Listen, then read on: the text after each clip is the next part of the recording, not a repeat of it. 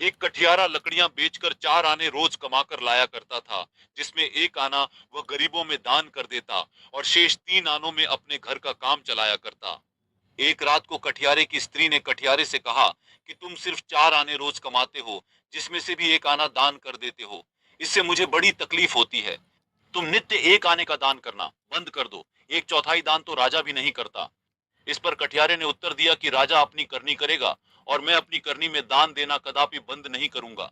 कठियारे की झोपड़ी के बाहर खड़ा राजा इन दोनों की बातें ध्यान से सुन रहा था। सुबह राजा ने कठियारे से पूछा कि रात को तुम अपनी झोपड़ी में क्या बातें कर रहे थे। कठियारे ने उत्तर दिया कि महाराज, आप राजा हैं तो क्या हुआ, मैं अपनी झोपड़ी में कोई भी बात करूं, इसे पूछने का आपको कोई अधिकार नहीं है। कठियारे की बात सुन राजा का गुस्सा 7वें आसमान पर पहुंच गया। उसने कठियारे को काले पानी की सजा सुनाने का आदेश दिया। कठियारे के लिए नित्य रात को स्वर्ग से विमान आया करता और वह उसमें बैठकर स्वर्ग जाया करता। जब कठियारा स्वर्ग लोक से वापस लौटकर जेल में आया तो उसने देखा उसी जेल में एक सेठ भी था जो काले पानी की सजा भुगत रहा था। उसने एक दिन कठियारे से पूछा कि तुम रोज रात को कहां जाया करते हो। कठियारे ने सारी बात सेठ को सच सच बतला दी। सेठ ने कहा कि एक रात मुझे भी स्वर्ग ले चलो। अगले दिन दोनों रथ पर सवार होकर स्वर्ग लोक पहुंच गए। सेठ ने स्वर्ग के दूत से पूछा, विविध प्रकार के भोजन और सुंदर महल किसका है? तो देवदूत ने उत्तर दिया, यह कठियारे के लिए है।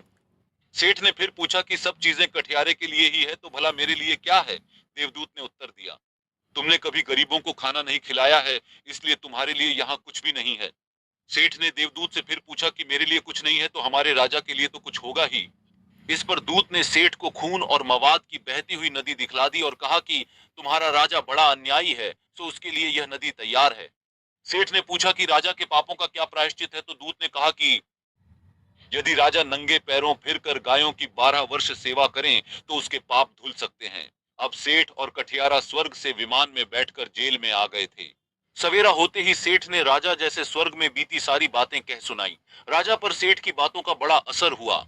उसने कठियारे सहित सारे कैदियों को जेल से मुक्त कर दिया और राजा स्वयं नंगे पैर गायें चराने निकल पड़ा। नदी के किनारे गायें चराते चराते जब उसे 12 वर्ष पूरे हो गए तो एक दिन हाल की बिहारी एक गाय का बछड़ा नदी में बह गया। यह देखकर राजा को बड़ा दुख हुआ कि बछड़े की हत्या उसके सिर लगी। राजा उदास होकर वहीं बैठ गया। एक पहर बाद बछड़ा नदी से स्वयं ही निकलकर गाय के पास आ गया। गाय ने बछड़े से पूछा कि बेटा, जन्म होते ही मुझे छोड़कर तू कहां चला गया था? इस पर बछड़ा बोला, माँ, इस अन्यायी राजा को तेरी सेवा करते करते आज 12 वर्ष पूरे हो गए, इसलिए मैं इसके पाप धोने गया था। अब इसके लिए खून और मवाद की जो नदी थी वह दूध दही की नदी बन गई है। राजा ने बछड़े की बात सुनी तो उसे सांसारिक कार्यों से वैराग्य हो गया। दोस्तों, आपसे हाथ जोड़कर निवेदन है, वीडियो कैसी लगी कमेंट में जरूर बताएं।